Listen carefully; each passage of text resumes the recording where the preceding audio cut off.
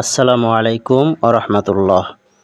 আজকে আমরা শিখব ৫৯ নাম্বার হাদিস। আমরা এই হাদিসটির তর্জমা বাংলাতে শিখব এবং ইংরেজিতে শিখব। আসুন তাহলে হাদিসটি শিখি। তাআল্লামুল ফারাইদ ওয়াল কুরআনা ওয়া আল্লিমুন নাসা ফাইন্নী মাকবুদ। তাআল্লামুল ফারাইদ ওয়াল কুরআনা ওয়া আল্লিমুন নাসা ফাইন্নী মাকবুদ। ৫৯ নাম্বার হাদিসের বাংলা অর্থ হলো, বাংলা তর্জমা হলো, তোমরা ফরজ এবং কোরআন মাজিদ শিক্ষা করো এবং লোকদিগকে শিক্ষা দাও, আমি চিরকাল থাকিব না। তোমরা ফরজ এবং কোরআন মাজিদ শিক্ষা করো এবং লোকদিগকে শিক্ষা দাও, আমি চিরকাল থাকিব না।